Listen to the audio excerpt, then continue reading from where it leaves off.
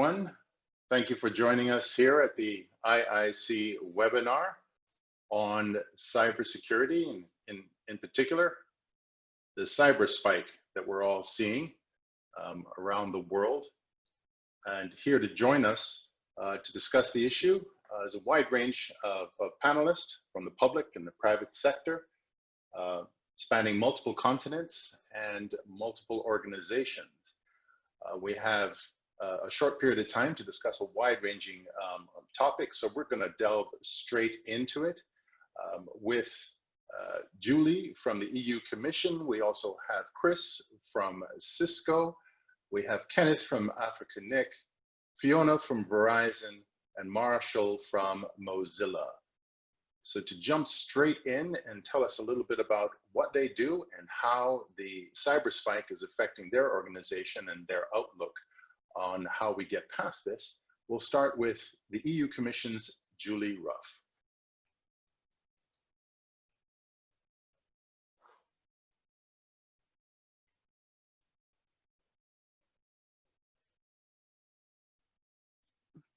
Good afternoon, everybody.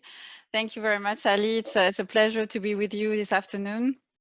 I don't need to repeat who I am, so I'll indeed jump in directly and start talking to you a bit about what we do at EU level in terms of cybersecurity. So I'll have four main things I want to talk to you about. What's the setup? What is the framework? What are our instruments? Then I'll go into what we have seen with this pandemic. What was the impact on cybersecurity, but also on network and digital infrastructure resilience more broadly. How it affected us, our response, what we did, and then finally also what are the next steps, what's in the pipeline from our side, very briefly. I have just two slides to try and illustrate what we are doing, because there are a range of instruments at EU level, and for those who are not familiar, you might get a bit lost. So just to outline and help you through this, we have several pieces of legislation, policy instruments, and then we have also funding for cybersecurity projects. On the policy side, our first piece of cybersecurity legislation is called the NIS Directive, the Directive on Security of Network and Information Systems. It's entered into force in 2018. It has basically three main pillars and objectives. So the first one is to reinforce member states' capacities. So it requires all member states to set up a national authority, to develop operational capacities, to have a national strategy on cybersecurity. Then it has a pillar about EU cooperation, setting up a body that is called the NIS Cooperation Group, which is formed by all the national authorities. And that's at strategic level. And then there's also an operational level where all the national CSIRTs are gathering and cooperate. And then third pillar in the NIS directive is a range of security requirements for operators that we call operators of essential services. So they are operators designated in a number of sectors, and the directive requires them to apply a risk-based approach to cybersecurity and to notify incidents. Following that, there was another important piece of legislation, the Cybersecurity Act, that entered into force last year, and that brings into this space a framework for cybersecurity certification. So we are now setting this up. There is a whole governance around this to bring about cybersecurity certification schemes on an EU-wide level. It's ongoing, and so that complements the NIS directive in terms of increasing the level of security of products and services. We have another project that is soon going to be completed. It's the creation of a competence center. So that's the body that is supposed to pool all the funding that we have at EU level for cybersecurity and allocate that according to defined priorities, making sure we make the most, basically, of our financial instruments in this area. Then we have also what we call the blueprint. It's a sort of playbook for responses to large-scale incidents, setting out how we should respond to a large-scale cybersecurity crisis and cooperate between the different levels and layers at national level, EU level, strategic, operational, etc. So how things should work together in case of a major crisis. There is then a separate strand of work on looking at 5G security. You may have heard about the Commission recommendation on 5G cybersecurity adopted last year, following which there were several reports and by the member states. The first one was a coordinated EU risk assessment on 5G cybersecurity, followed by a toolbox on risk mitigation measures, and we're now in a third phase where we are monitoring the implementation of this toolbox, and we'll report on this very soon. I'll also very briefly mention the cybersecurity of tracing apps, which is something that came up now and is related to the topic of this webinar also in a way.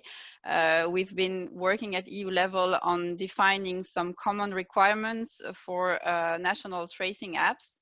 And cybersecurity was also covered there as an element that we're working on to help member states make sure that those contact tracing apps are well protected. And then on the other side of the slide, there is a list of financial instruments. As you can see, some of them are targeted to deployment projects, whereas others are more about research and development. Then I want to talk to you a bit about how we saw the COVID-19 impact on cybersecurity. We would, well, characterize things as basically no cybersecurity crisis occurred. It was, we saw a surge in some types of incidents. We saw also that where with the new patterns and the new targets, that of course led to new actors being under attack or being victims of more attacks, such as healthcare providers, e-learning platforms, etc. And that, well, basically the type of attacks that we saw increasing are those that are here on the slide: DDoS attacks, phishing, fake online shops, etc. We also saw, some more ransomware on hospitals, typo squatting, etc. All of that related to the COVID-19. As regards networks, as far as we are aware, we have not seen any spikes in incidents reported in the telecoms area. Everything really seemed to have been holding up fine in this, in terms of no network congestion. Really, things have been really managed very well by operators, also in cooperation with the authorities. We were immediately, I think, on alert, and the operators too, about the fact that there will be sustained peak usage during this time, that the patterns will shift, that the hotspots will be different because people are less working from city centers but in other areas, etc. So that, we assume, required some adjustments, but what we have seen is that those apparently were made and were successful, and that the networks were dimensioned to face this increase. And the same for digital infrastructures more generally, internet exchanges, etc., that things looked stable, that there were no major impacts, and that where the traffic increased, well, this led to reconfiguration of network parameters that worked well.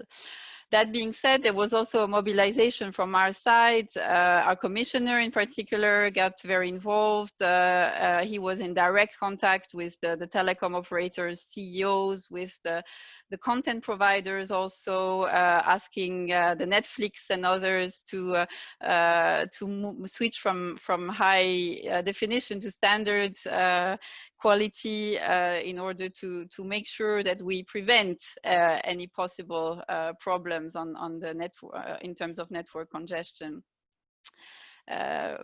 Overall, the EU response, I think the key word was we were all generally very mobilized, and we saw a very significant increase in the exchange of information that took place among member states, among EU authorities and bodies, and between the two levels.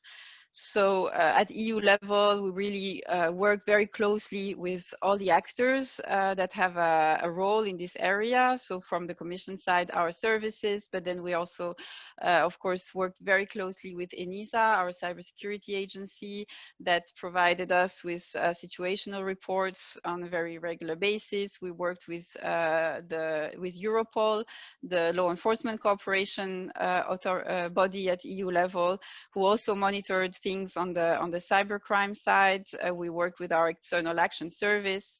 Well, basically all the key players and our CERT, of course, at EU level.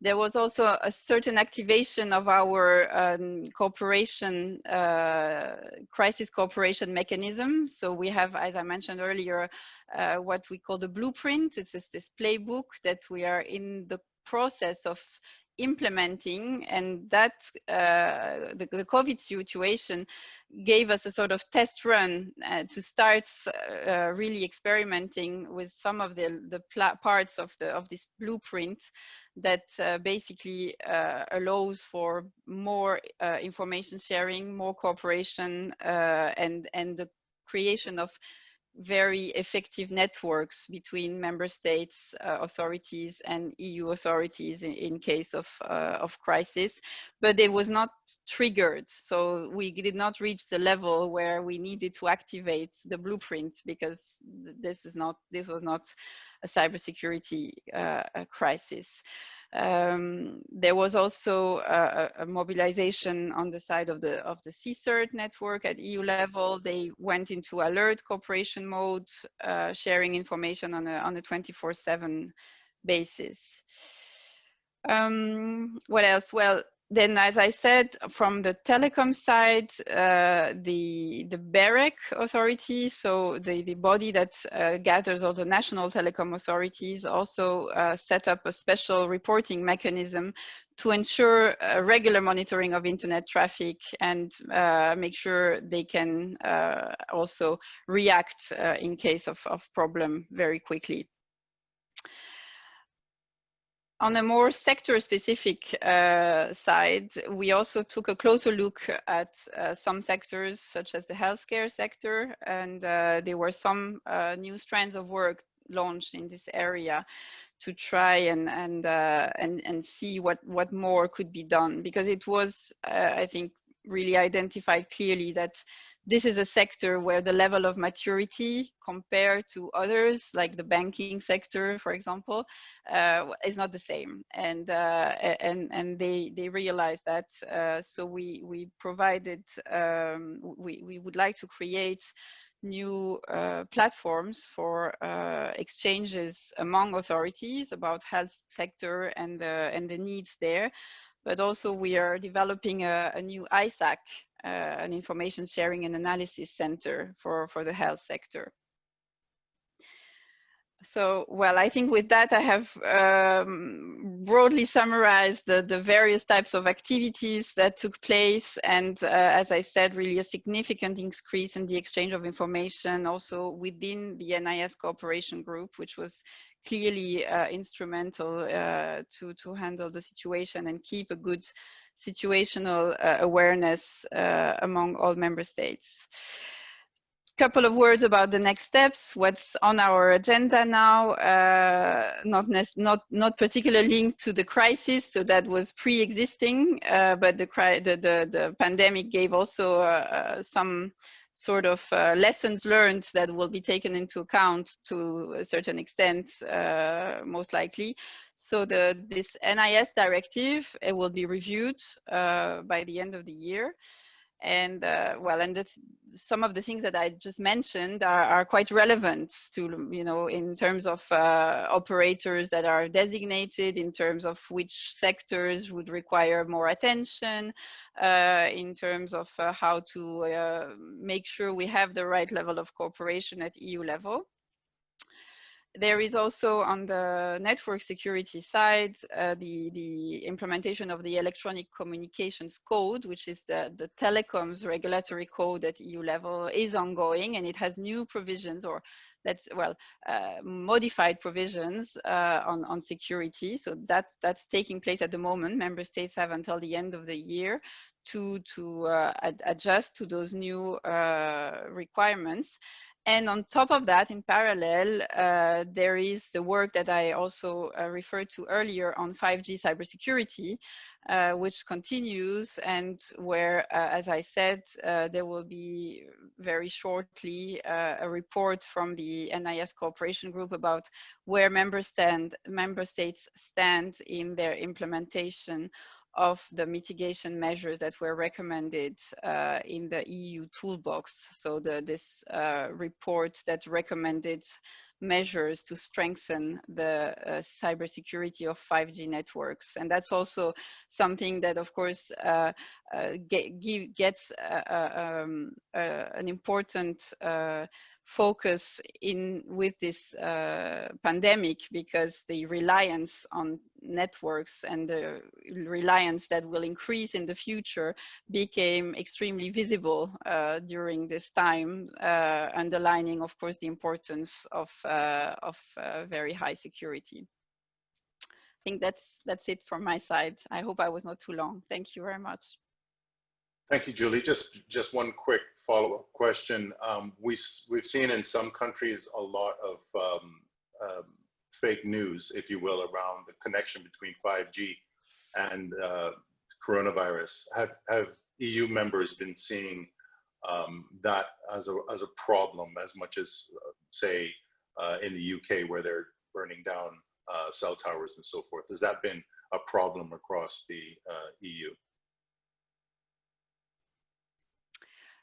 Well, yeah, good question. Of course, this happened also in several member states, and it's something that indeed is very much on our radar too. We have a separate strand of work on the fight against disinformation, and I think this is where we address it mostly. So there was recently a new set of actions announced by the European Commission on how to fight against disinformation, and it was very much also in light of the very recent themes of disinformation that we saw appearing with the pandemic, including this one. Yeah. Great. Thank you, Julie. I want to shift real quickly to Chris Gao from Cisco to talk about Cisco's experiences and perspective on CyberSpike. Thank you, Ali. So I'm just going to share a couple of slides with you.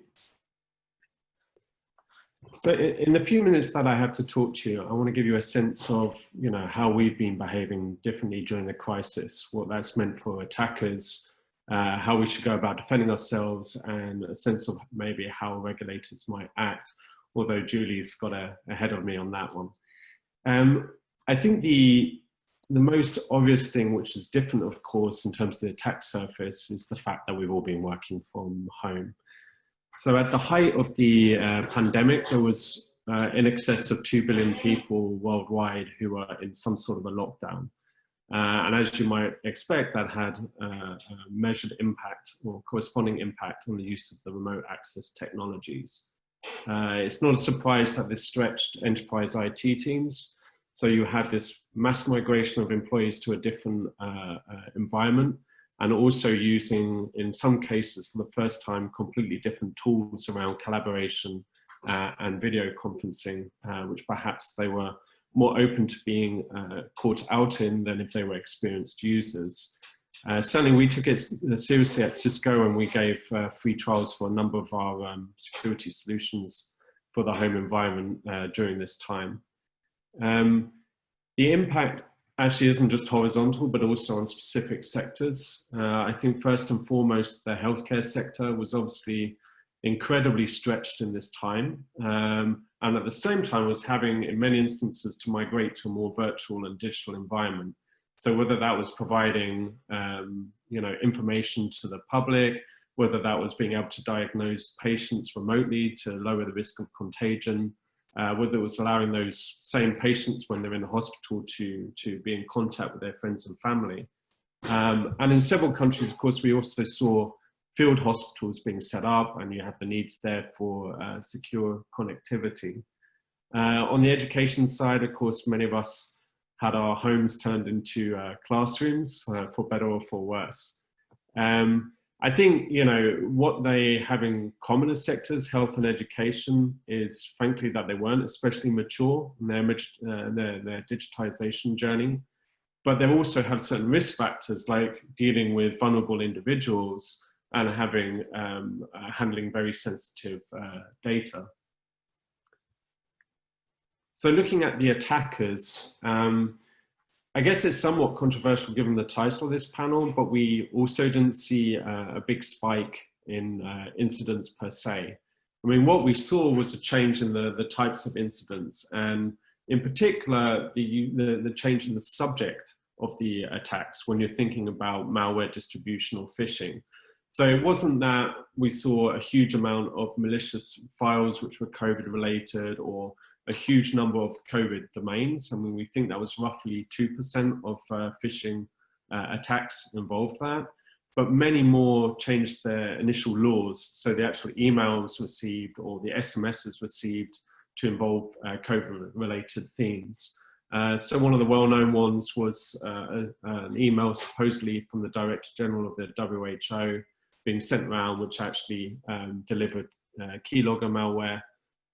Here's another example from the UK where an SMS used the financial incentive of COVID relief funds to connect through to a fraudulent website and trick the victims.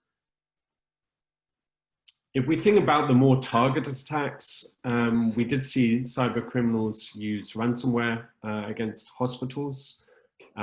This is actually a sample from the Snake malware, which was used amongst many other targets to go after Fresenius, which is the EU's largest private hospital operator. And it wasn't just the criminals. Allegedly, state-sponsored actors also got in on the act. The attacks against Czech hospitals using the Co-Viper wiper malware allegedly were state-sponsored, and we also saw alerts going out from the UK and US cyber authorities on targeting of pharma companies and research organizations, with one of the targets being information about vaccine research. So in terms of our defending ourselves, I mean, firstly, from let's think about this from an enterprise perspective. So I think there's multiple things that can be done to deal with this scenario, and which I think a lot of people have been advising on. So on policy and processes, this is broad bucket covering governance, assigning responsibility, adapting incident response, and assessing the risk. Awareness was the piece around with the employees, making sure that they were aware of the secure use of technologies, that they know about internal channels for reporting about cyber incidents. On the data side, that's about having the right policies in place, including on data access, but it's also about being able to securely back up data off-premise. Remote access includes the work environment using scalable VPN solutions, for example. on identity management, secure authentication is key, including the use of multi-factor authentication. And for endpoint protection for the devices, that includes obviously keeping them patched, protecting them from malicious domains, and potentially also on the network point of view, only allowing endpoints to connect which meet minimum security requirements. So from the regulator's perspective, I'd say there's two main strands, and the first one of these has already largely been achieved, for better or worse, depending on the country. And that's about providing pragmatic guidance to individuals and business, and in the public sector, of course. I'd say this largely been pretty successful, that the crisis has helped focus minds in this result, and we've seen pragmatic guidance on remote work, on secure collaboration tools, and on cyber hygiene for small businesses, as well as the alerts on what malicious actors are up to. The second strain is around policy making, and I think there's a security angle to a number of policies which I think will be affected by the crisis, including supply chain resilience and exacerbating the trend for digital sovereignty. But in the pure security play, I think there's two main pieces that pop to mind for me. One is that we have the authorities having to play the role of advisors and guardians as the public sector accelerates its digitization, including on setting procurement rules, working on security certification, which might help those public sector entities. And I think the second piece is really around critical information infrastructure. I mean, Julie mentioned the review of the NIST directive in the EU. There will be multiple other legislations which are likely to be reviewed in the coming months. And there's nothing like a real world crisis for really learning lessons, right? You know, what's essential, what's not, what works, what doesn't. And I think one of the most obvious pieces will be around the scope of what's considered essential services. Certainly some sectors already there, like telecoms and health, are usually considered essential. But there will be new ones in the spotlight, including, for example, food supply and agriculture, for sure. Okay, I'll pass it back to you, Ali. Thanks. Just one question came to mind as you were going through that, and I see the overlap between health and technology. Experts believe there's going to be a second wave of COVID infections in the fall or winter. Do our panelists believe that there will be a second wave of cyber attacks? I mean, almost certainly, you know, like all people, the malicious actors are going to be better prepared for it a second time round, and they'll have learned their own lessons about what worked and what didn't work. So that's not a surprise. Hopefully the defenders will also be in better shape too. So I don't think it's a one-way street in that effect. I think what's interesting to see if they leverage it to a greater extent. I mean, it's interesting for me that given this mass migration and change and the changes that made in the attack surface, that actually we didn't see really a lot of actors leveraging that to new degrees. Maybe they were going the same human things as the rest of us, right? As in, you know, they're all employees out there trying to adapt and work in a new environment, and perhaps they had their own strains. Thanks for that. We'll shift to an African perspective and ask Kenneth if he feels sorry for these poor hackers who are locked away in isolation, and what your experience has been there within the African NIC. Go ahead, Kenneth. Wonderful. Yeah. So, yeah, thank you for the opportunity. Good afternoon to our participants. As you all said, my company is Africa Cybersecurity and Digital Rights Organization. We focus mainly on cybersecurity policy and strategy development. Basically, we assist governments within the African region to develop their cybersecurity policy and strategy, and also help in the implementation.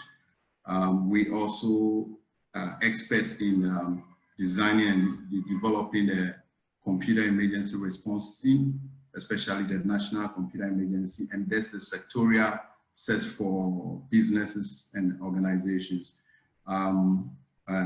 We also focus on digital rights policy development and advocate for digital rights of the citizens as they, move and have access to the internet. We believe that the same rights that the citizens experience in their physical environment, they should be able to, have the same rights in the internet space. Since my organization actually focuses on the African continent, I'm going to focus my statement or presentation on the COVID impact on security within the African region. It may interest you to know that as much as the COVID pandemic, is humanitarian and has caused global disruptions, it has also changed the cybersecurity threat landscape within the African region. The region has seen dramatic increase of cyber attacks directed towards governments, health institutions, telecommunications sectors, the educational institutions, businesses like the banks, and the end users alike, predominantly on government online services, such as the e-government application and the recent COVID-19 tracker applications that the government has implemented. We've also seen rise in attacks towards the online banking applications and the health information systems, as well as employees' collaborative tools that they have deployed to enable, their employees remotely work from home, and also the telecom infrastructure itself, who are the custodians, have also seen a great or a higher spike in cyber attacks.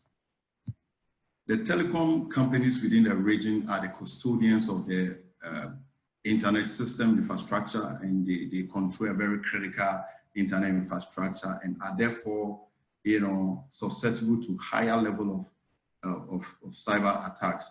We have seen a lot of telecom operators' systems being hijacked by attackers, just to compromise the systems and get access to data, for their own financial gains. One of the areas within the telecom sector that has suffered much is the mobile money sector. Most mobile money within the African region have started deploying mobile money interoperability, where you can transfer money from one mobile wallet to another mobile wallet, and even from a mobile wallet to a bank account. And so an attack on one account can gain, access to different attacks and to get financial gains. COVID has really had a great impact on the region in terms of the area of education. We have seen new cybersecurity threats on the educational sector. And the reasons are most educational centers did not have the online applications, robust online applications to accommodate students from having an online classes and all that. We have seen different classes, right from the basic to the primary all the way to the university, have all moved onto the online platform because of the lockdowns and then the social distances and all that. So these institutions were not prepared. Their infrastructures were not robust enough as compared to the number of students that were accessing the online platform in 2019. It has increased. It used to be fewer people just accessing the system, and now all of a sudden you have all students have to get on the online. Most of these people are not aware. They are not even cybersecurity savvy. They are not aware. They don't know the basic protocols to use when you are accessing online applications and all that. And this has opened a worm of vulnerabilities for this cyber attacks. Most of the mode or type of attacks are not different from what we experienced in the year 2019 and the years before.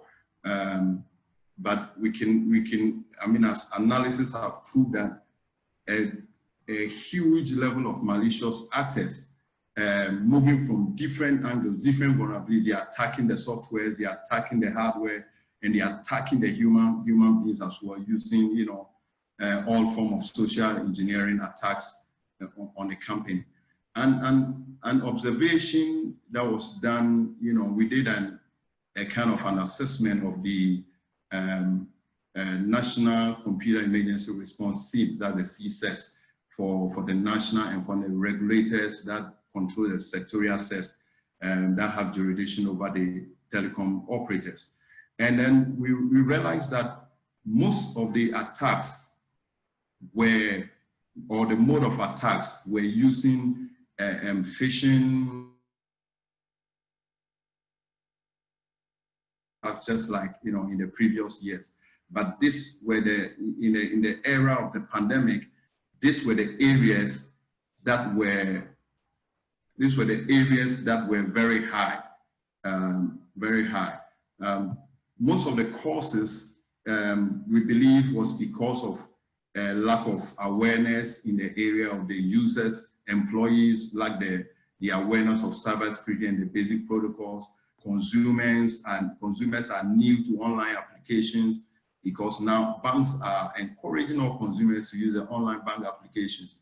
Education is encouraging them to use online educational platforms, and these are people who don't even have. Employees are introducing their, employers are introducing their employees to virtual meeting and virtual working tools, you know, which are all new to them. So this have opened a huge area of vulnerabilities for the attackers.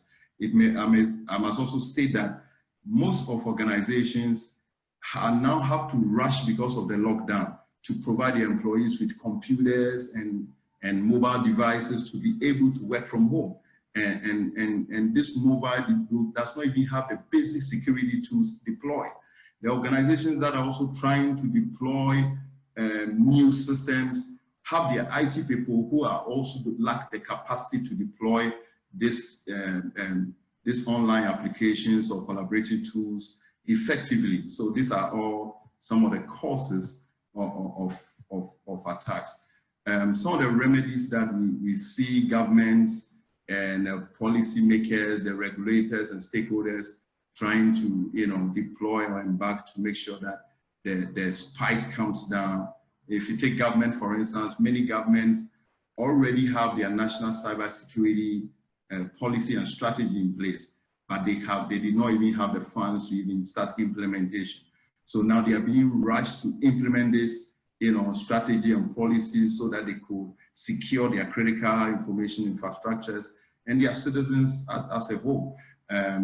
I see most governments within the African region have also launched a national cybersecurity awareness program. They are working with the telecom regulators and the telecom operators to make sure that, you know, they push this awareness to their customers and to the citizenry as a whole. I've seen governments also enforcing their national data protection apps, unlike before, when the protection, those that do not have are also in a hurry now to try to develop their data protection acts so that, you know, it can protect the privacy of the citizenry. From the regulators' side, a number of initiatives are being taken place across board. Some of the regulators have moved ahead to set up their own computer emergency response team, that's a sectorial set, that actually enables them to coordinate cybersecurity incident coordination among the telecom operators, because telecom operators are the custodians of the internet infrastructure and they are hardly hit. So it's important that they control. I've seen regulators issue directives to these operators to make sure that they upgrade their systems to have the adequate security controls in place.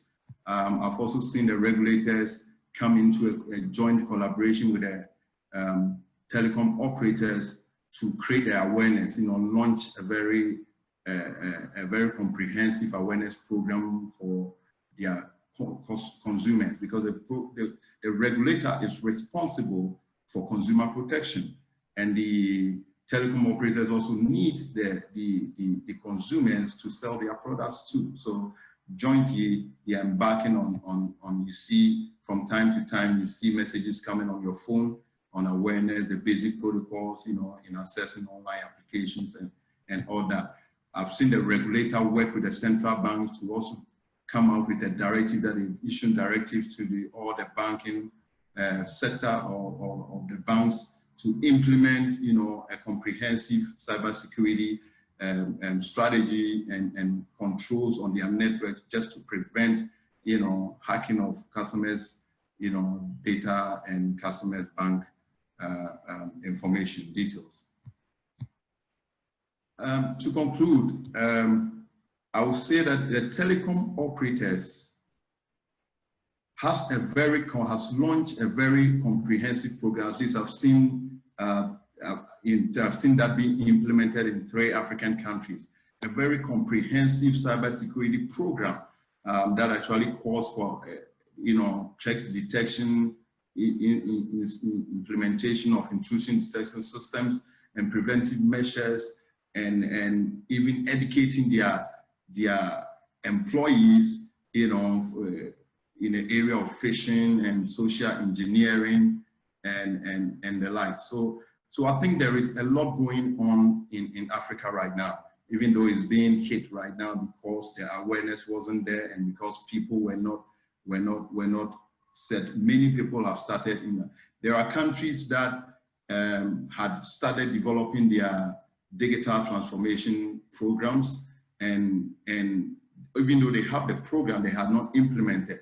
And all these countries have taken steps and started implementing these strategies.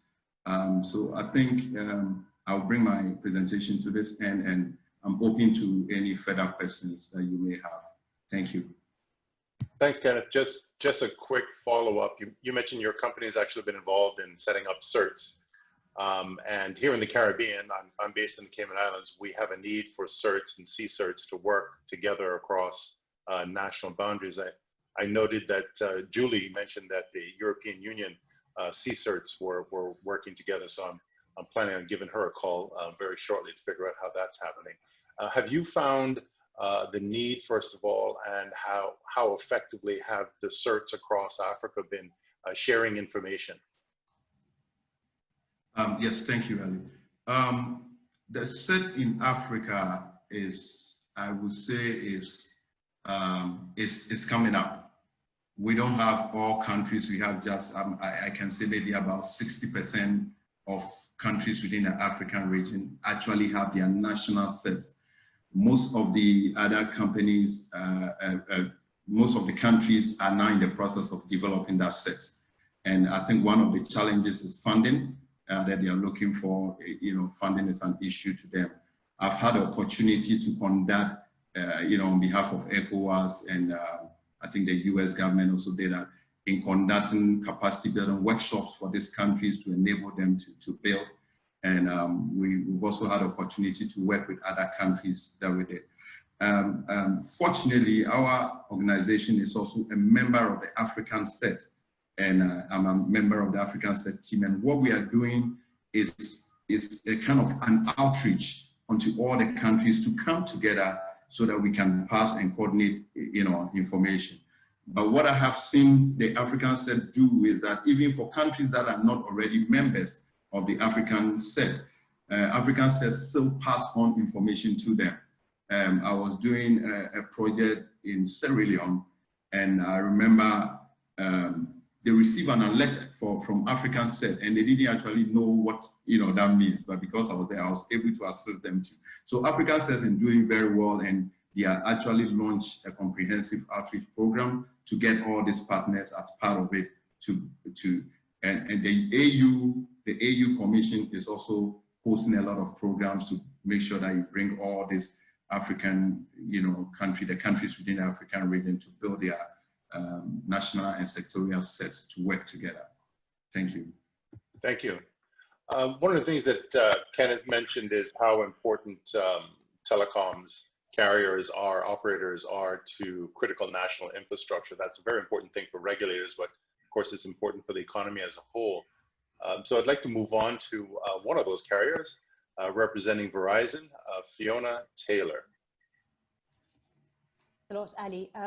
I realize that we're running short of time, so I may slightly adapt my presentation to go more maybe to the point of telecoms.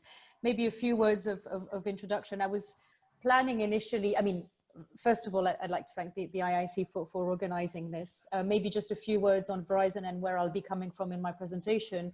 We're a global telecom operator, but we're also a provider of global security solutions. So we're looking at it from a domestic US perspective, but also from the international perspective. One important point to keep in mind is that outside of the US and within the US, we are a B2B provider. Outside of the US, we don't focus on the consumer-facing market at all. So I think that's also important in the remarks that I'll put forward. Obviously, learning lessons based on data crunching from cybersecurity attacks at the time of COVID-19 are difficult at this time because we don't have enough scope to look back on, right? So what I was planning to do initially was to look at the annual data breach investigative report, DBIR, which is an annual report that Verizon issues around the May time period, working with 81 collaborators from 81 countries, but sort of to pull from there some of the attacks that we see that are relevant in a working virtual remote environment. But I won't dive into it into too much detail because we don't have time. The report is online. I'm happy to have questions on that at a later stage. And a lot of the points that I would have made were very, very similar and very eloquently covered by Chris in his presentation. I think one main takeaway perhaps is that to a certain extent, COVID-19 or not, the nature of the attacks are not new. What is different, and that we've touched upon, is obviously the scale of the transformation that was needed, and the fact that remote working was not natural for many people. So I think that the type of attacks, being sort of ransomware, be it phishing, be it cloud related, were starting to grow, but they were further exacerbated obviously under the COVID situation. One main point to make is that obviously mature businesses are less affected, or would be less affected by attacks, be it breaches or incident or security incidents than others, right? So it depends on how far a company or a business had evolved in its digital transformation process. I think that's interesting to learn. So before diving into perhaps what Verizon faced directly as opposed to as a solution provider, I have sort of 6 high-level lessons to be learned points from a security perspective that emerge from the thinking of looking at the findings of the DBIR report based on remote and virtual working, i.e. cloud, VPN, etc. So the first one is obviously around phishing and credential thefts, and that is sort of don't take the bait, and that is built around what we call zero trust in the security space. The second is to improve security training for working from home. I think the magic word that was touched upon was cyber hygiene by Chris. Obviously, the work environment, the router security, the use of VPNs, it's not something that comes naturally to everyone, but also the personal use of professional computers, remote IT, etc. The third one is also to secure collaboration tools. So looking at tools that have built-in security features that can range from waiting rooms, password protection, with regular software updates, etc. The fourth element is linked to the international dialogue that is going on, the search, the exchange of information, the benchmarking that is absolutely crucial, and that is around how to improve your cyber maturity.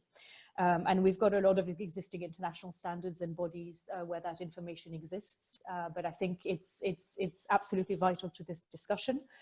The fifth point is really with regards to, again, education and telemedicine. We've mentioned the 2 sectors quite actively throughout the conversation. They were crucial, but they were not mature enough to have the appropriate tools in place to handle the flux of calls and the different working processes that they had. So I think there's a need to incorporate risk management, cyber risk management, extensively in in the business. And the last one, of course, is asset management, right? The more you move away from an internal structure where you control the network, you control the assets, the more you need to implement security on the various assets that are exposed to your network. So these are sort of security lessons to be learned. And as I said, from extrapolating some of the findings of a report that was not based on COVID, and some of the elements that we're seeing coming out of COVID based on remote working.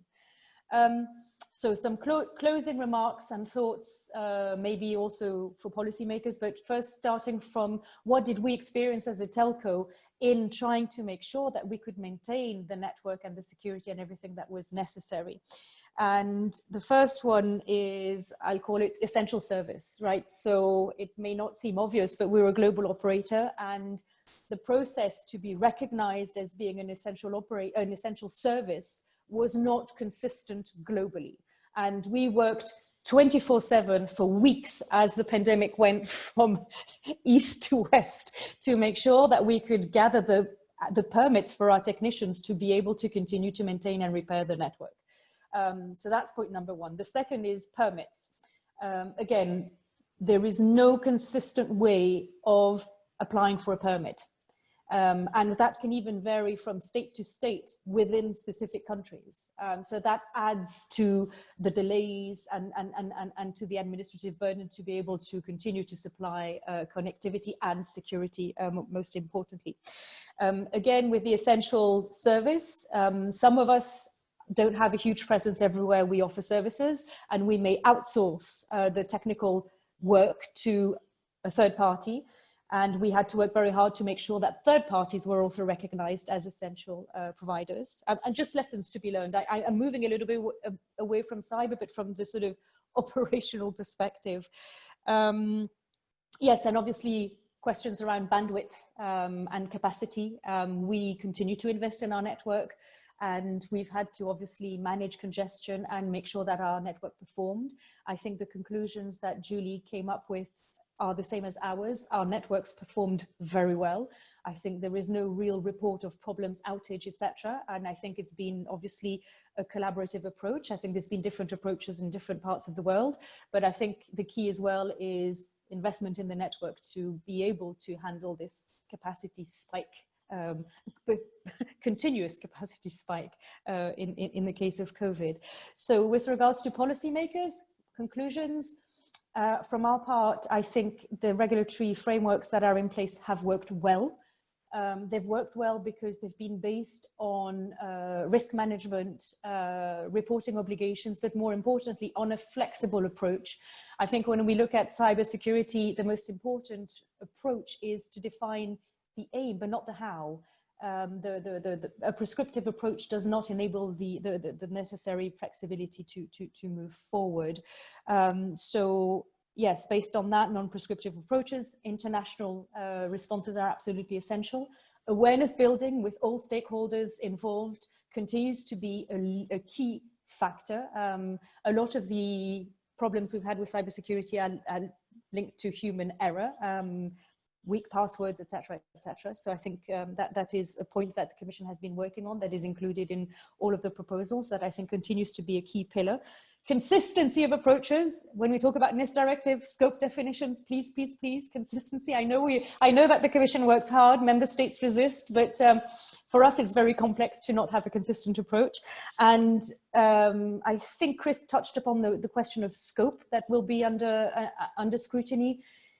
It's a complex question, and I would say let's try to have a horizontal approach when we talk about scope. We've seen at European level, at least from a telecoms perspective, at least in the past, it's changed now with some of the reviews we've seen, but where parts of our network and information security was regulated by different directives, i.e. either the e-privacy directive, the telecom sector, the GDPR for data breach, NIST directive, if you have certain services that may fall in that scope, it makes it more complex as well to comply with. So we need to get rid of complexity and try to simplify as much as possible. And if there are new proposals to come out, they should all be completely aligned to make sure that we have the right policies in place. So that's my last plea. I tried to be quick, maybe I was longer than planned, but I can skip the question if you want, Ali. No, actually, before you go, you mentioned something that just came up on a call that I was on a day or two ago, and that's permitting. And there was a concept of permit now, review later, in order to speed things up. Whether you're trying to deal with a pandemic or a hurricane or an earthquake or a tsunami, operators such as the telcos always find it difficult to figure out how to get permission to move around in a crisis situation. And I think Chris also mentioned the fact that we need to start thinking about other types of businesses as being essential, not just utilities. So have you seen this permit now or pre-permitting situation working in any of the places where you work, and how does it work? Does it work well? It's a good question. I'm not sure I would qualify us as a utility, just as a parenthesis. Sorry, you threw it my way. I had to respond. This is a very policy-focused discussion. No, the permits, it depends on the countries. I think some countries, like Singapore, were very pragmatic. So for them, it was maintaining networks was essential. If it took a little bit more days to get the permit, as long as the request was introduced, we could continue to work and move around. It was different in other countries. I'd rather not quote them. We can talk about it bilaterally, but it varied. But again, it's very administrative. It's very burdensome from an admin perspective. In some cases, we got an alert sort of 24 hours before saying everything's closing down tomorrow. If you want to continue to operate, we need to know the names, the nationalities, the IDs, this and that. You know, I mean, you have to find your employees. You have to define who is essential. You have to have them accept to be essential, because it's not easy to ask your employees to continue to move around in a pandemic situation. So you have to juggle all of that in a very, very narrow space of time. And I can tell you, a lot of people on the teams have had very short nights, the 2-3 first weeks of the pandemic. But I hope that answers some of your question, Ali. Yes, thank you very much. So last but not least on our panel, we have Marshall Irwin from Mozilla. Take it away, Marshall. Hey folks, thanks for having me here today.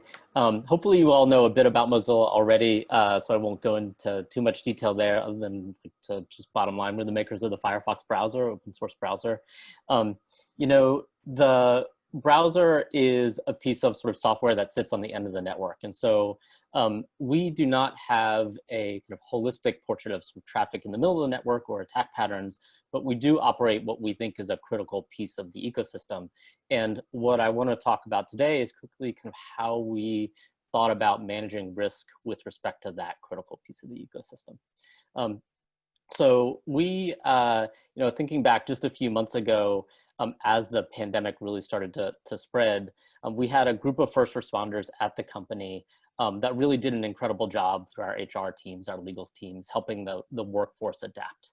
And that was kind of the immediate response that we had. But then there was kind of the second day response, which was thinking about like our actual products and what we need to do to make sure that in the midst of this crisis moment, we protect those products and make sure that we continue to sort of provide the services and software that has a high level of integrity and that everyone is increasingly depending on today.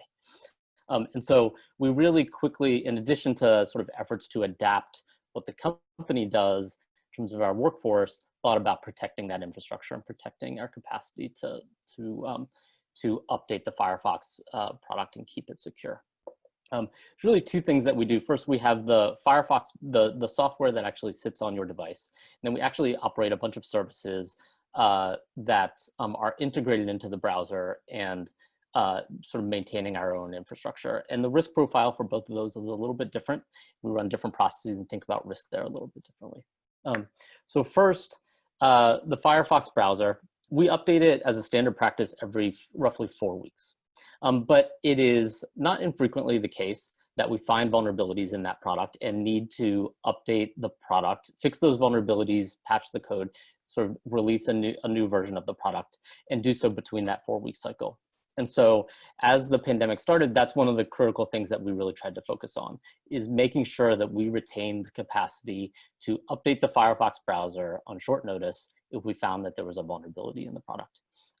That was, again, thinking about if this is a critical piece of the ecosystem and we want to make sure that our users are protected, we want to make sure that we have that responsive capacity. And it's interesting just to think back only a few months ago how dynamic the situation was. And the concern that I had at the time was we could quickly see some degradation in our capacity to actually update the Firefox browser. And we want to make sure that we have the staffing and incident response capacity in place to do that.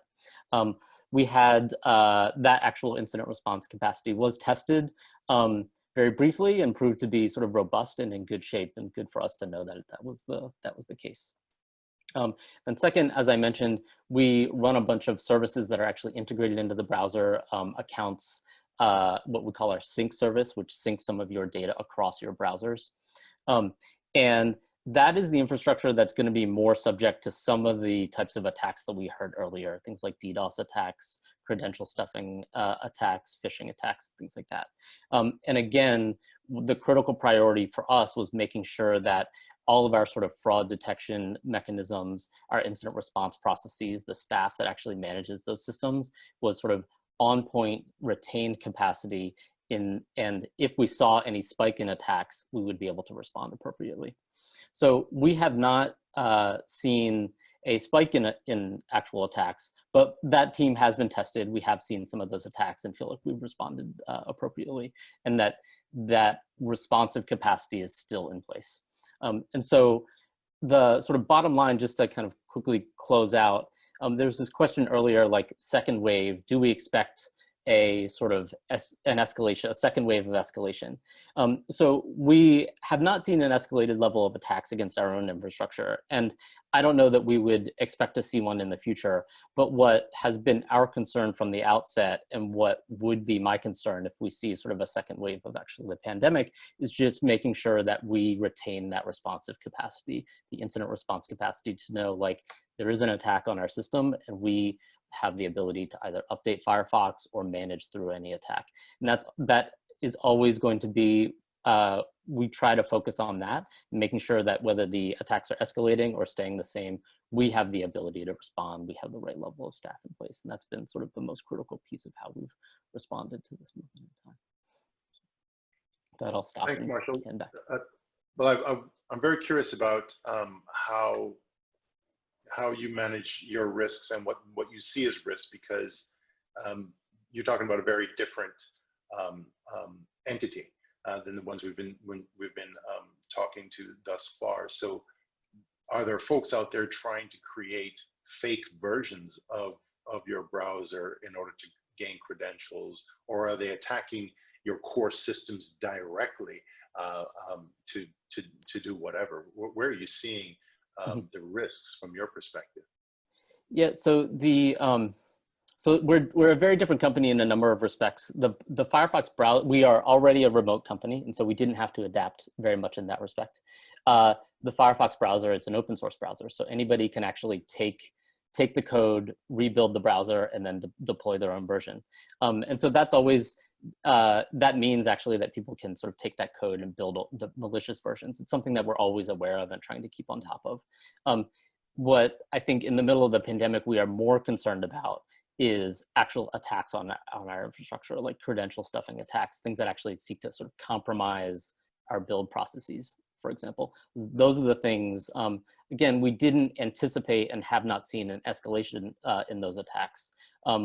But the concern has been those attacks will happen. We have seen a few of those, and we need to make sure that we have the capacity to actually respond. So that's where our focus has been really over the last few months, less on the malicious versions of Firefox and more on making sure that our infrastructure that we maintain to release Firefox is protected. Awesome. Thank you so much. One of the questions we had sent in prior to the session beginning was the implementation of an open data in relation to cybersecurity and data protection, and are these things conflicting with each other? And then a follow-up on how the laws and regulations tackle this relationship between open data and cybersecurity, particularly during the pandemic. Is there any one of the panelists that want to take a stab at that big boy of a question?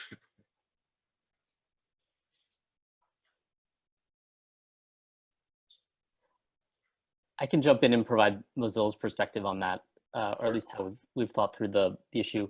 I do think there are some tensions there. What we have tried to focus on as a company in some of our external policy work and our advocacy work are what I think of as kind of the low-hanging fruits of open data. For example, we've done a lot of work on political ads, political ad disclosure, or ad disclosure in generally.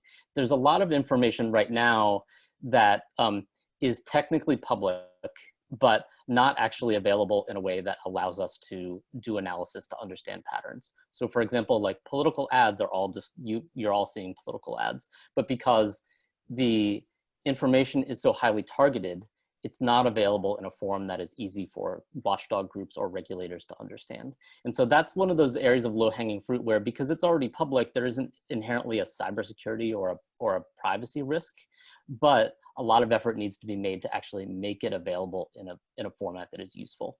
And so I think that's an area where we've tried to focus. We encourage other people to focus because there's a lot of opportunity to really help improve the regulatory environment without creating this tension between cybersecurity and open data that exists in some other spaces. Thanks for that. There's another question that was sent in just before we got started about the focus on areas for cybersecurity research and innovation within the EU, US, and Africa. So in other words, what does the pipeline for research and innovation look like, and how might it be funded in those areas? Any thoughts on that, Julie, from an EU perspective? So there are two things. First, we still have some ongoing programs at the moment on research that includes cybersecurity dimension. So that's our current Horizon 2020 program at EU level. So there is still a possibility to apply for this without waiting for the upcoming programs. Everybody's talking about the new ones, the new financial programs, but there are still those who are in force at the moment. There, the current focus is a lot about SMEs, research around solutions for SMEs. There's also focus on the electricity and energy sector. Then we are also funding projects in the area of prevention, detection, response for all critical infrastructure. And then there is another pillar on artificial intelligence and security. So how do we balance opportunities and challenges also in this area, etc. So that's what we have ongoing now. And then in the pipeline, there will be several different programs, as I said earlier. In terms of research, the main one is Horizon Europe. So it will start from 2021 until 2027. And we are currently defining the orientations on that. So what we expect is that it will deal with the new disruptive technologies, again, as I mentioned, but going further in that, how to secure them, artificial intelligence, big data, etc. That most likely also supply chain security will feature more prominently. Overall, again, resilience of infrastructure and all interconnected systems, cryptography. So all of these themes, we are now fleshing this out as we develop the work programs and the orientations in more detail for these new upcoming research priorities. But well, I hope this helped. And then there is also the Digital Europe program, which is it's another program. It's less focused on research. It's really about deployment of solutions. But there is a cybersecurity pillar in and also there are some already indications about the main priorities, which also include quantum key distribution, certification. So we will provide money to support cybersecurity certification, the development of test beds, cyber certification, accreditation and testing facilities and entities. And then supporting the NIS directive implementation, in particular, when it comes also to cooperation between certs, so operational cooperation. We need to provide funding there. They need to have tools to exchange information. For example, the development of secure platforms for exchange of information between CSERTs is also an important priority. Excellent. Kenneth, any thoughts from the African perspective? Yes, thank you, Ali. Yeah. So first, let me comment on the data, open data. To this real quick. I think the question, I don't see any conflict between open data and then the data protection, because government is bound. Governments within the region are bound to make their data available to the citizenry. Some of them have passed laws and legislations that require them to be open in terms of open data. So I don't think, and the same government is the one that has passed the law or the legislation on Data Protection Act, which requires every organization to abide by the rules. So I believe that as much as the open data, government data will be available to citizens for access and reuse, there will be controls in place in compliance with the Data Protection Act. So I don't see a conflict in there right now. And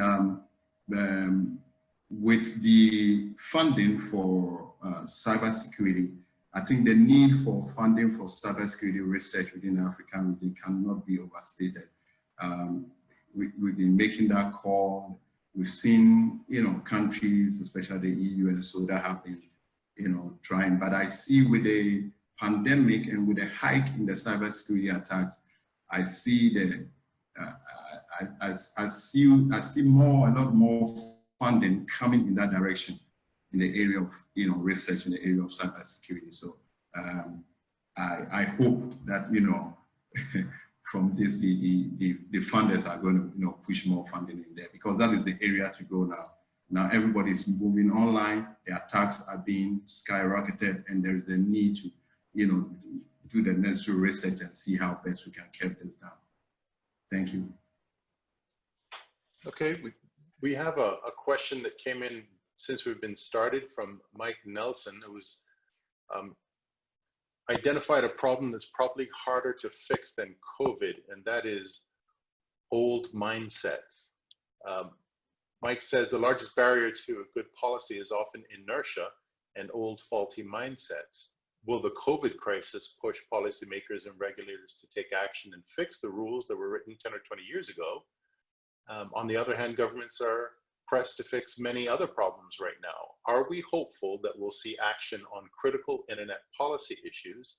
If so, why, and in what areas? I know we had mentioned earlier about what is considered an essential service, and Fiona was talking about permitting issues. And so I think we've all come across challenges to, even if it's not an old mindset, maybe it's a mindset that wasn't really envisioned to try to handle a COVID crisis, for example. So this is, I think, another area where there could be some lessons learned. What do you all think? I mean, I'm happy to say a few words. Maybe I'm naive, allow me to be hopeful. I think by default, what we have gone through and the word we've all heard throughout these last 3 months is unprecedented. I think it would be extremely self-defeating and short-sighted not to stand back and learn from the lessons. And I think we've also all, as individuals, not just as corporate companies or large enterprises, realized what we depended on. so dearly whilst we were locked in our houses. So I think lessons will be learned. I think it would, I don't want to believe that we cannot learn the lessons. And I think, as we said, some of the lessons are a pragmatic approach and a pragmatic framework has delivered the outcomes, or at least have enabled those supplying essential services or essential security solutions, etc., to continue to function and maintain their service. And I think we should continue to explore it down that line. I think, yes, there's lessons learned, as I mentioned, with barriers, consistency. We cannot have regional or national approaches. I think that doesn't work. I mean, the pandemic was global. That was also unprecedented. So I'll be optimistic on that one. Ali, can I also jump in on that? Because I think, you know, we've watched a little bit, there being a kind of short-term reaction here, and then I think we'll see something a little bit different in the midterm. So I think in the short term, you know, early doors, we saw a lot of questions being asked about the existing frameworks on security and privacy and the laws. And I think overall, to be honest, regulators generally resisted those calls for example, for certain frameworks to be suspended. And I think with a little bit of hindsight, I think they were absolutely right to do so once the initial panic had blown over. But I do want to separate that from the other side of this on the short term, which was we saw certain procurement speeding up, you know, and having a relaxation in an event of some of the procurement rules. So in some ways, we weren't necessarily having to verify as much as we might previously have done, which has its plus and minus sides, frankly. Certainly it meant our business grew at a crazy rate, but I think it's normal to revisit some of those questions. I think in the midterm, I think one of the big lessons is the one I pointed out earlier, or the big trends, public sector digitization. It's a big part of our business, which is booming right now. And I think, frankly, I'm not sure, you know, on the one hand, there are going to be removal of some of the old barriers to that. I mean, you mentioned in your example, telemedicine and provisions on stopping that being cross-state. I think in Europe, certain countries, we've seen you weren't allowed to do prescriptions virtually before, and that's been wiped away during the crisis. But on the other hand, I also think that we will see, as we see services moving off-premise that traditionally were on-prem and not digitized, that in order to give up that degree of control, that we'll see public sector actually be tougher and clearer in terms of the verification mechanisms they want us to do and the architecture they want us to do. So think about the security certifications or requirements around, you know, where data is stored and how transparent we are about where it's gone. Thanks for that. Quickly jump in on this. So I think what to me, in terms of the regulatory framework, is interesting. Like, the pandemic has really shown us all the things that we've always loved about the internet and the things that we've come to realize are really problematic. So for example, like, I think some of the things that Fiona mentioned, like the capacity of the internet to scale and connect people, has really been on display in a unique and important way over the last few months. On the sort of counter side to that, like the sort of disinformation, COVID disinformation, like these things are problems that I don't think that COVID is really a forcing function there for change so much as it is these are problems that I think we've all come to appreciate over the last few years, and COVID provides a new lens to understand those problems, but not necessarily a forcing function, because I think there was already momentum, especially on some of these content issues that we've all been grappling with over the last few years. And so we see a lot of discussion about, in the Digital Services Act, for example, about how to address some of these content problems, or a lot of discussion recently in the US about CDA 230. I think it's useful to think about some of these proposals for content regulation and look at it in a COVID sort of misinformation lens. But like I said, I don't think COVID is really the forcing function so much as it is a useful analytic tool to understand what the implications of these proposals are. Good point. As it's often said, you shouldn't have to wait for a good crisis. Go ahead, Kenneth. Yeah, sure. Yeah, just to add to what has been said, I think looking in the African region, I see that there's going to be a transformation or a review of the internet policy in the area of especially the pricing, internet pricing, and or bandwidth pricing. Because one of the issues that we have identified that the pandemic, the COVID pandemic, has actually pushed people to use online platforms, and internet pricing in Africa is way high. It is way high, and you see parents complaining that their kids cannot have an online school because the internet pricing is so hard. So it's an area. I've seen governments that have been working with the telecom operators to reduce prices. I mean, this is not by law. There's no policy in that area, but they've worked collaboratively, you know, to get telecom operators to reduce prices for internet to enable, you know, the students go use the online platform, and because there are a lot of governments that are providing an online educational platform, especially for the government schools. And so I see going forward, I see government coming up with policy review in the area of bandwidth, cost reduction, and internet cost reduction. The area of security and privacy, I think is fundamental and cannot be overstated. But I pray that we don't see in the attempt of government trying to secure its critical national infrastructure and making sure that, you know, our internet ecosystem within countries within the African region are secure. They don't pass laws that will compromise security of and privacy, you know, of the individual, because the citizenry should be given the right to internet access and affordable prices. Yeah, thank you. Thanks, Kenneth. Before you go, there's actually a question on our Q&A directed at you, and it's about the level of participation of countries in Africa to adopt cybersecurity strategies. You mentioned somewhere in the region of 40 to 60%, I believe. The question is, how long do you think it will take those countries to come on board? And do you think the surge of cyber attacks will either help or hinder that in terms of getting everybody on the same page? Yes, thank you for that question. Yeah, I see that to be real quick, if I may say. Maybe in the next, I would have said about in the next maybe 3 to 5 years, but with the pandemic, I see a lot of countries, you know, moving real quick to try to get it done. There are a lot of countries that had already been started. Some of them, most of them, I mean, majority of them have a draft policy, and it's been there for 3 years that needs to be reviewed.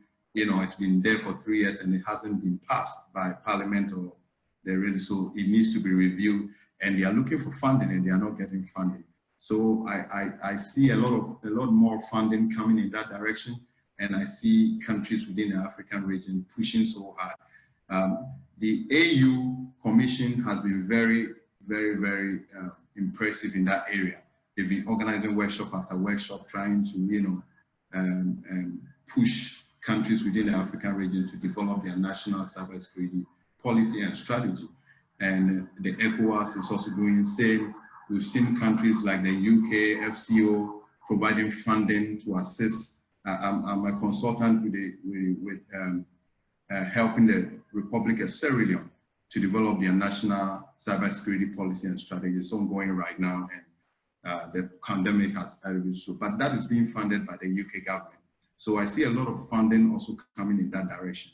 I think the awareness for countries, governments to implement national cybersecurity policy is there, it's heightened. The challenge is the funding. And I'm sure with this pandemic, funding is going to flow in, and we're going to get it real quick. I see that happening in the next 2 years. Thank you. Great. I just want to wrap up by asking each of our panelists, given everything that we've experienced jointly throughout this whole thing, and given what we see as next steps, give me 2 words that you think sum up what our next steps are in terms of where we go from here. So if I could go in reverse order to how we did our presentations, we'll start with Marshall. 2 words. 2 words. Well, I'm interested to see how these are not two words, but these sort of proposals to regulate content and how they are adapted in light of a lot of the sort of COVID type disinformation and misinformation trends. So that's just where I think we'll see how the conversation evolves. So your two words are content regulation, right? Yeah, that's right. Fiona? I don't dare to answer anymore. I would have said, it's a tricky question. You should have warned us in advance. We could have thought about it. Reflection, high insight as one word. And let's You not said miss optimism before, right? and let's you not losing miss your the optimism now? opportunity. Yes. Optimism as well, if you want. Yes. Optimism. Let's be happy. Excellent. Kenneth?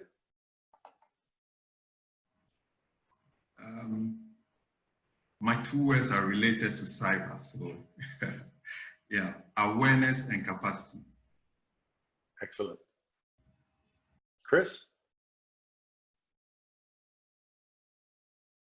Here's two words on mute. There you go. Yeah, exactly. I've got the advantage, Fiona, you know, in the reverse order, I get a little bit longer to think. So I think I'd go for preparedness and digitization. And I think, you know, frankly, during this crisis, we weren't all that well prepared. You know, I'm out here giving us maybe a C+ at best. A lot of enterprises weren't really ready to manage this crisis. And I think we have to learn those lessons and ensure that we follow through to make sure that doesn't happen again. And I think on the digitized side, right, I mean, that's the plus side from the crisis. I think a lot of sectors have seen the advantage of digitizing in a way that they would not previously have done. And that's been a very important lesson. But of course, given the theme of this, you know, we need to make sure that that path is done securely. Excellent. And Julie? I think I will echo a bit what Chris just said. So I think for us, really, the central, like vital importance of connectivity, of digital services has become so prominent. I mean, not that people were not aware before, but it led really to a change in how much we realize that, also from the regulatory perspective, and then let's see to what extent it will translate in a change in how regulation is prepared, how it is done, how it is implemented. I mean, we've seen that we're capable of more agility. So, I mean, let's hope that we can keep that and also continue to accelerate cybersecurity cooperation in cybersecurity, because that was, of course, that started and it was already on a good track before, but there was an acceleration where everybody realized that this is a territory that was traditionally a lot for national competence, etc. But all of a sudden we saw so much appetite to share. So we hope that we will continue on this path. Great. Thank you so much, panelists. I think we could chat with each of you for hours and hours. I want to thank also the IIC for all the good work the IIC has been doing for decades now. IIC just recently had a birthday, and wanted to also let everyone know that there will be upcoming events with the IIC. We're still doing remote things right now, so please check the IIC's website for upcoming events, webinars such as this. Again, thank you everyone, and thank you panelists.